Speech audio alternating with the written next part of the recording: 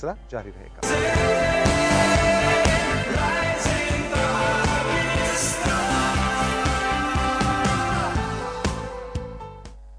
Welcome back to Rising Pakistan. आज एक खुसूसी segment हम आपके लिए सजा के लाए हैं उन दोस्तों के लिए, उन बच्चों के लिए, उन टीनेजर्स के लिए जो मुल्क से बाहर जाना चाहते हैं पढ़ने के लिए, और उनसे भी ज्यादा उनके वालिदैन के लिए, क्योंकि आपको फिक्र होती है अगर आपका इरादा है बच्चे को मुल्क से बाहर भेजने, लेकिन हमें बुनियादी कुछ चीजें नहीं मालूम होती, बुनियादी टिप्स जिनका ख्याल रखना, जहन में रखना जरूरी है। मोहम्मद वकास आज मेरे साथ मौजूद हैं, जो कि एक करियर काउंसलर हैं और पाकिस्तान में इसी तरह के यंग स्टूडेंट्स के साथ काम करते हैं, उनको गाइड करते हैं ताकि अगर वो मुल्क से बाहर पढ़ने के लिए जाएं तो उनका ये सारा अमल, ये सारा प्रोसेस जो है वो सहल हो, आसान हो। अस्सलाम वालेकुम, गुड मॉर्निंग वकास, क्या हाल है आपके? वालेकुम सलाम, गुड मॉर्निंग सर।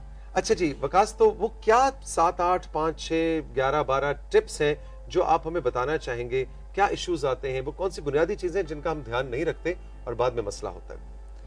देखें, बुनियादी जो चीज़ें हैं, जब आप स्टडी अब्रॉड के हवाले से सोचते हैं, सबसे पहले डेस्टिनेशन के किस मुल्क आपने जाना है। नंबर 2, आपने ये सोचना है कि आपने किस कोर्स के अंदर जाना है। मोस्टली पाकिस्तान के अंदर जो है एक ट्रेंड आता है, फॉर एग्जांपल एक ही कोर्स के अंदर, फॉर एग्जांपल बीकॉम के अंदर सारे जाना शुरू हो गए, सारे लोग इंजीनियरिंग के अंदर जाना शुरू हो गए, एक ट्रेंड आता है। तो आपने अपने हवाले से अपने सोचना है कि किस कोर्स के अंदर आपने जाना है। ठीक है। इसके अलावा आपने लिविंग, फूड, कंट्री, कल्चर, बहुत सारी चीज़ें हैं जिनके जो है जिनको आपने अपनी जहन में रखना है और ये स्टेप लेना है।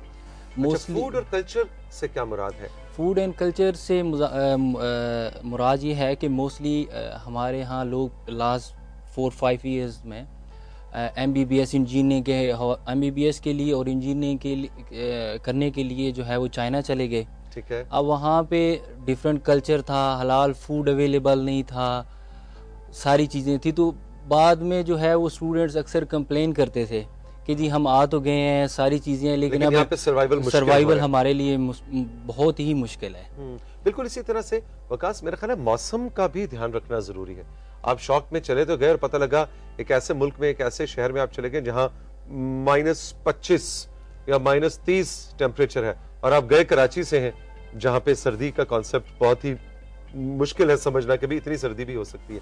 तो इस तरह की चीज़ों को भी मेरा ख्याल है जी, बुनियादी जो चीज़ें हैं उनका आपको हमेशा से जो है स्टूडेंट ओवरलुक कर जाता है, क्योंकि वो एक्साइटेड होता है कि जी मैं बाहर जा रहा हूँ पढ़ने के लिए, एक नया मुल्क होगा, उसके जहन में एक ड्रीम होता है, और वो बहुत सारी चीज़ें जो बुनियादी उसको जहन में रखनी चाहिए कि मैं ऑन अराइवल पे कहाँ रहूँगा, जिस कोर्स के लिए मैं जा रहा हूँ उसकी टोटल कॉस्ट कितनी आ रही है, और उस कॉस्ट का मैं फिर भी मोस्टली पेरेंट्स को पता भी नहीं होता। अक्सर मेरा इस हवाले से बड़ा गिला है पेरेंट्स के साथ कि वो अक्सर हेजिटेट होते हैं पेरेंट्स, बच्चे खुद ही डिसाइड कर रहे होते हैं, कोई उनका दोस्त गया होता है, महल्ले से कोई बंदा गया होता है, उसके एरिया से कोई दोस्त गया होता है, उसी के साथ वो कोऑर्डिनेट करके वो अपना प्लान कर लेता है, और फिर बाद में पेरेंट्स को पता भी नहीं होता कि उस टोटल डिग्री के ऊपर कॉस्ट कितनी आती है। फिर वो बाद में उसके लिए बच्चे के लिए भी एक टेंशन होती है, और उन पेरेंट्स के लिए भी बहुत ज़्यादा जो है वो एक डिफ़िकल्टीज होती है चीज़ों को मैनेज करने के लिए। लेकिन अब तो इंटरनेशनली वकास यूनिवर्सिटीज़ पूछती नहीं है कि जी आपके अकाउंट में इतने पैसे हैं वीज़ा लगने से पहले कि आप 2 साल के लिए, मिसाल के मैं दूंगा, अच्छा टर्की में आप किसी यूनिवर्सिटी या स्वीडन में किसी यूनिवर्सिटी में आप जा रहे हैं, आपके बच्चे को दाखिला मिल गया, तो वो भी इंश्योर नहीं करते कि इनके पास 2 साल का खर्चा है बच्चे का या नहीं? देखिए, हमारे यहाँ ये एक बड़ी ही अनएथिकल बात है, लेकिन यह है कि चीज़ें, कुछ एजेंसीज़ हैं जो कि सर्विसेज देती हैं और चीज़ों को समहाउ मैनेज करके वीज़ा का वो प्रोसेस कर देते हैं। बैंक स्टेटमेंट्स हैं, ये किसी तरह भी समहाउ डॉक्यूमेंटेड अनएथिकल तरीके से करते हैं और बाद में मसला बन जाता है। और यही हम बच्चों को बताते हैं कि जी देखें, आपका जो बजट है विद इन देखें, रियलिस्टिक होके सोचें, बाहर जाएंगे कुछ भी ऐसा नहीं होगा। मैं खुद टर्की गया हूँ, काफ़ी जगह गया हूँ, मैंने काफ़ी चीज़ें देखी हैं। अक्सर हमारा एक जहन में एक इल्यूजन सा होता है किसी भी, मैं अक्सर स्टूडेंट को ये कहता हूँ कि मैंने काफ़ी दरख्त हिला के देखे हैं, किसी भी दरख्त से जो है ना पैसे नहीं गिरते, पत्ते ही गिरते हैं। तो हमेशा एक बाहर जाते हुए जो है वो आपके जहन में जो एक चीज़ होती है वो निकाल के जाएं, बाहर जाके भी आपको एक मेहनत करनी होती है। और एक और जो अहम चीज़ है, हमारे यहाँ सबसे ज़्यादा जो इंटरनेशनल जो रिक्रूटमेंट है, जो बच्चे जाते हैं वो अंडर ग्रेजुएट लेवल पे, टीन एज जो होती है, यानी 18 से 25 ईयर्स, क्राइसिस ईयर्स हम इनको कहते हैं। इनके अंदर वो खुद ही डिसाइड कर रहा होता है बहुत सारी चीज़ें। और पेरेंट्स जो है, अक्सर जो है पेरेंट्स हम देखते हैं बड़े बेबस होते हैं, यानी उनका बहुत ज़्यादा कंट्रीब्यूशन नहीं होता उसके डिसीजंस में। सिंपल एक ही माइंड सेट होता है। पेरेंट्स आखिर में थक हार के बच्चे से पूछते हैं, अच्छा हमें ये बताएं कि टोटल खर्चा कितना आता है। बच्चा जो है वो बता देता है जी इतने लाख आ गया मिसाल के तौर पे। पेरेंट्स के जहन में यही बात होती है, अच्छा ठीक है ये 2-4 लाख 5 लाख जो एक अमाउंट है यही है सब कुछ, और हमारा बच्चा बाहर चला जाएगा, चलो ठीक है। उनको ये नहीं पता होता ये तो इनिशियल है, अब पता नहीं ये एक सेमेस्टर की फीस है, एक साल की फीस है। तो ये डिटेल में जाना जरूरी है कोई फैसला करने से पहले। डिटेल में जाना जरूरी है, और जिस कोर्स के अंदर आप जा रहे हैं उस कोर्स की एक्रेडिटेशंस देखना भी बहुत जरूरी है। मिसाल के तौर पे इंजीनियरिंग के लिए जब बच्चा जाता है तो उसको चाहिए कि वो पाकिस्तान में जाने से पहले ही पाकिस्तान इंजीनियरिंग काउंसिल से कंफर्म कर ले कि आया जिस यूनिवर्सिटी के अंदर मैं जा रहा हूँ, जिस कोर्स के अंदर जा रहा हूँ, क्या वो एक्रेडिटेड है कि नहीं है। कल मैं वापस पाकिस्तान आऊँ तो मुझे कोई भी डिफिकल्टी ना हो। वेरी इंपॉर्टेंट कि उसके बाद उस डिग्री की वक़्त वैल्यू यहाँ नौकरी मिलने के लिए है कि नहीं। मोस्टली ऐसी इंटरनेशनल यूनिवर्सिटीज़ हैं, बच्चा चला जाता है और फिर वापस आता है और फिर उसको पता चलता है ओहो ये तो कोई पाकिस्तानी इंजीनियरिंग काउंसिल भी है, मैंने तो इंजीनियरिंग करके आ जाता है और फिर पता चलता है। इसी तरह MBBS ये बहुत बड़ा एक आजकल भी इशू बना हुआ है, और पहले भी ये था कि मोस्टली लोग बाहर चले जाते हैं, वहाँ से MBBS करके आ जाते हैं और PMDC से यूनिवर्सिटी रिकग्नाइज ही नहीं होती, WHO से नहीं होती। हम इनिशियली क्या Pakistan medical and dental council जो है PMDC, उससे वो वाली डिग्री रिकग्नाइज नहीं होती जो आप किसी और मुल्क से करके आए होते हैं। आज इसका जानना बहुत जरूरी है। और इसी तरह आपने यूनिवर्सिटी को देखना है कि वो WHO के ऊपर हो, फिर कॉस्ट कितनी आता है, वहाँ पे करिकुलम क्या पढ़ाया जाएगा, बहुत सारी चीज़ें हैं जिनको जो है वो मद्देनज़र रखना होगा। और इसके आइल्स क्या होता है? आइल्स जो है बेसिकली इंग्लिश को यानी इंटरनेशनल इंग्लिश टेस्टिंग सिस्टम है, जो कि आपकी जो है कैपेबिलिटीज़ को देखेगा, इंग्लिश लैंग्वेज की जो स्किल्स है उसको देखेगा। अच्छा। हमारे यहाँ ये एक बहुत बड़ी चीज़ है कि बच्चे अक्सर 99% ये चाह रहे होते हैं कि विदाउट आइल्स हम बाहर चले जाएं। वल्लाह के बंदो, जब आप बाहर चले भी जाओगे फिर भी तो आपने इंग्लिश के अंदर पढ़ना है। और यहाँ पे जो मुख्तलिफ कंपनीज हैं या लोग हैं जो फैसिलिटेट कर रहे हैं फॉरेन एडमिशन्स के लिए, वो क्या करते हैं उस आइल्स को एग्जाम्प्ट करते हैं, और उसके साथ ही बेसिकली आपने आइल्स करना होता है ऑन अराइवल पे ही। वो आपकी हो सकता है कॉस्ट पाकिस्तान के अंदर एक मिसाल के तौर पे 30,000 या 20,000 आ रही है, और बाहर वो जो है वो लाखों में आ रही है, लेकिन वो करना तो पड़ेगा। देखिए आपने क्लासरूम के अंदर जाना है जिसमें जो है वो टीचर हर चीज़ आपकी इंग्लिश लैंग्वेज के अंदर है, आपने पढ़ना है तो आपको आइल्स तो करना पड़ेगा। और इसके अलावा जब आप आइल्स कर लेते हैं, सेट कर देते हैं, इस स्पोर्टिंग जितने भी कोर्सेज हैं, इससे आपकी स्कॉलरशिप्स और बहुत सारी चीज़ों का भी बेनिफिट आपको मिलता है। ओके। अच्छा, एक ये भी मैंने ट्रेंड देखा है कि बच्चा बज़ाहिर या बच्ची जो भी जा रहा हो, वो दाखिला मिल गया चले गए, और वहाँ जाके एक सेमेस्टर के बाद एहसास हुआ कि नहीं ये तो मैंने नहीं करना जिंदगी के अंदर, और कई दफ़ा फिर वो छोड़ के वापस आते हैं या वहाँ पे अपने कोर्स को चेंज करना कराना। इस हवाले से कैसे इस बात को, क्या पहले से अपना एप्टीट्यूड देखें कि माँ बाप का पैसा ज़ाया ना हो, आप गए हैं, आपने 6 महीने या 3 महीने का वहाँ पे वक्त गुजारा है, उसके बाद आप अपना स्विच कर रहे हैं, इसके बारे में कोई क्या रिसर्च क्या कहती है कि वो क्या टिप्स हैं जिनको हमें जहन में रखना चाहिए? देखिए बुनियादी ये है कि कभी भी ट्रेंड ना फॉलो करें। ट्रेंड मीन के मिसाल के तौर पे जी आपके कज़न ने या दोस्त ने या किसी रेफरेंस में किसी बच्चे ने कुछ किया है तो आपने भी वही करना है। अक्सर हमारे पास बच्चे आते हैं जिन्होंने FSC प्री इंजीनियरिंग की हुई है, उनका कोई इंटरेस्ट नहीं होता इंजीनियरिंग का, लेकिन पेरेंट्स जो हैं उनका एक प्रेशर होता है कि नहीं आपने इंजीनियरिंग ही करनी है।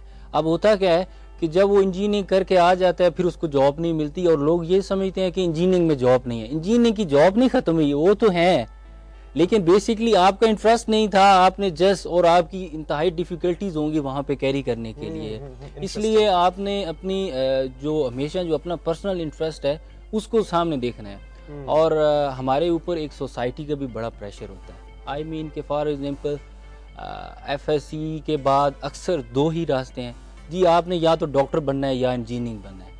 अक्सर पेरेंट्स भी आते हैं, अगर मिसाल के तौर पे तो हम उनको कहते हैं जी देखें MBBS एक्सपेंसिव है या आपकी रेंज में नहीं है या बच्चा एलिजिबल नहीं है बाहर, तो इसको बी फार्मेसी करा लें, इसको अच्छी नर्सिंग करा लें और कोर्सेज है हेल्थ मैनेजमेंट करा लें। वो कहते हैं नहीं नहीं नहीं नहीं सिर्फ डॉक्टर, यानी वो अपनी, हालांकि हो सकता है बच्चे का इंटरेस्ट ही ना हो, उसका इंटरेस्ट बायोटेक्नोलॉजी में हो, उसका इंटरेस्ट हो सकता है फार्मेसी में हो, और इतनी फील्ड्स आ गई हैं। तो बेसिकली एक कॉमन ट्रेंड है, पेरेंट्स बेसिकली उनको एक यही लगता है कि नहीं नहीं यही फील्ड्स हैं। ऐसी बात नहीं है, अब दुनिया चेंज हो चुकी है, न्यू फील्ड्स आ गई हैं। फॉर एग्जांपल कोविड के बाद अब जो है वो IT के हवाले से, वर्चुअल रियलिटी के हवाले से, नेटवर्किंग के हवाले से और बहुत सारी न्यू चीज़ आ गई हैं, न्यू कोर्सेज आ गए हैं और बच्चे का इंटरेस्ट बेसिकली बहुत इंपॉर्टेंट है। और ऐसे में वकास मैं समझता हूँ कि अब मेरी जनरेशन और मेरे बाद की जनरेशन, लाइक मेरी उम्र 50 साल है, तो इस वक्त जो 17-18 साल का बच्चा है, हमें उस पे ट्रस्ट करना चाहिए, उसके डिसीजन पे कि उसने जिंदगी में क्या करना है। हम 17-18 साल की उम्र में तो हमें तो अपने नाम के स्पेलिंग बड़ी मुश्किल से याद हुए। एड्डा औखा मेरे मापियों ने मेरा नाम रखा सी, मैं तो Q और F में फंसा रहा जिंदगी के इनिशियल सालों में। तो आजकल के बच्चे जो है ना बड़े वाइज हैं, बड़े समझदार हैं, उनसे, उन पे ट्रस्ट करें, उनसे पूछें कि तुमने क्या करना है, वो आप उनसे बात करें। मैं तो कहता हूँ 17-18 बहुत लेट है, 12-13 साल की उम्र में बच्चों ने फैसला कर लिया होता है, बड़े क्लियर हेडेड होते हैं कि उन्हें क्या करना है। तो ये भी एक इंपॉर्टेंट पॉइंट है कि हम उन पे हम घबरा रहे होते हैं कि ये तो बच्चा है, इसको क्या पता। वो आजकल का बच्चा जो है ना वो हमसे बहुत आगे। बिल्कुल आप ठीक कह रहे हैं। बेसिकली अल्टरनेटिव चीज़ है। फॉर एग्जांपल पेरेंट्स के एंड से जो है वो पेरेंट्स अक्सर जो है वो बच्चा कोई भी डिसाइड करता है तो पेरेंट्स कहते हैं कॉस्ट को देख रहे होते हैं। ठीक है, और बात भी सही है, बात भी ठीक है, लेकिन ये एक चीज़ ज़हन में रखें, वो ये सोच रहे होते हैं कि देखें जी ये हमारा बेटा है। अक्सर हमारे साथ भी ये डिस्कशन हो रही होती है, जी हमारा बेटा है, देखें जी कल इसके लिए घर बनाना है, इसकी शादी करनी है, ये करना है। उन्होंने बहुत सारी चीज़ें सोच के रखी होती हैं। देखें बात यह है कि एजुकेशन के ऊपर इन्वेस्टमेंट करें।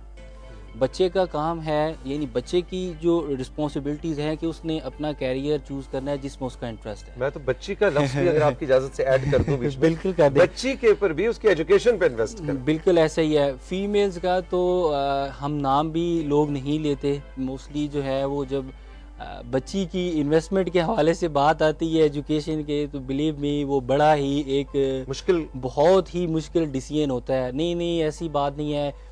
अच्छा हम जो हमारे अंदर एक्सेप्टेबिलिटी नहीं है समहाउ, एग्जैक्टली आप ये मैं सही सच्ची बात बता रहा हूँ कि जब एक बेटी की डिसीजन आता है कि जी हालांकि बेटी को भी जरूरत है एजुकेशन की, हम ऊपर से 100 कह रहे होंगे, नहीं मेरे लिए जी मैं बच्चों में आज तक मैंने फर्क नहीं किया, लेकिन फर्क करते हैं स्पेशली एजुकेशन में। और जब बाहर जाने का डिसीजन होता है तो बेटी के ऊपर वो सोच रहे होते हैं नहीं, और फिर वो एक बहाना होता है, लेम एक्सक्यूजेस होते हैं, नहीं जी वहाँ कल्चर डिफरेंट है, वहाँ ये हो जाएगा वो हो जाएगा। हालांकि यानी एक सेफ एंड सिक्योर एनवायरनमेंट है और मैं समझता हूँ कि फीमेल्स को भी इक्वल अपॉर्चुनिटी मिलनी चाहिए और फीमेल्स ज़्यादा लायक होती हैं। उनको थोड़ा सा अगर आप प्रॉपर उनकी काउंसलिंग लें कराएं और प्रॉपर कंसल्ट करें, और मोस्टली फीमेल स्कॉलरशिप विन कर लेती हैं क्योंकि वो सेट कर लेती हैं, मुख्तलिफ स्पोर्टिंग कोर्सेज फोकस्ड होती हैं और मोस्ट ऑफ द टाइम वो जो है ना वो स्कॉलरशिप्स उनको मिल जाती है। जनरली ट्रेंड इस वक्त क्या है, क्योंकि आपका ओढ़ना बिछोना इसी काम के अंदर है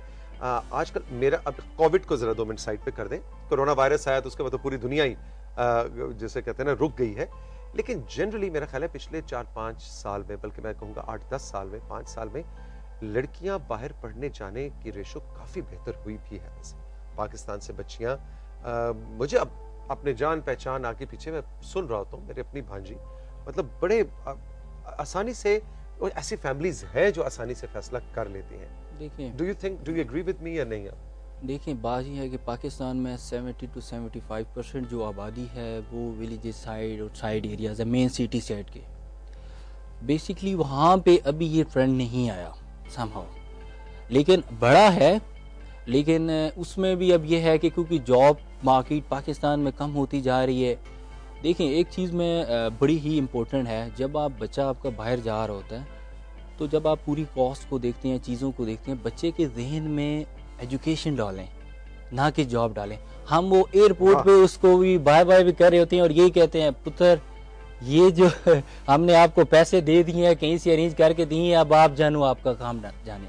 तो इस तरह की प्रेशर डाल रहे होते हैं एयरपोर्ट पे भी, तो इस तरफ उसको ना लेके जाएं, उसको उसकी एजुकेशन के ऊपर इन्वेस्टमेंट करें। और इंशाल्लाह हमने देखा है कि बहुत सारे बच्चे बहुत सारे पेरेंट्स जिन्होंने अपने बच्चों के ऊपर इन्वेस्टमेंट की है और वो बाहर गए हैं, उन्होंने डिग्री ली है, और जब वो वापस पाकिस्तान आए हैं तो उन्होंने उस अपनी इन्वेस्टमेंट को पे बैक कर लिया। एग्जैक्टली। तो आप उसके ऊपर ट्रस्ट करें, उसके हुनर, उसकी तालीम पे इन्वेस्ट करें। Waqas, thank you very much, बहुत बहुत शुक्रिया। बड़ी अच्छी बुनियादी टिप्स आपने दी जिनको जहन में रखना चाहिए। ये सिर्फ कह देना नहीं कि हमने अपनी बेटी बेटे को मुल्क से बाहर भेजना है, बहुत सी रियलिटीज हैं जिनको हमने साथ साथ लेके चलना है। बहुत बहुत शुक्रिया।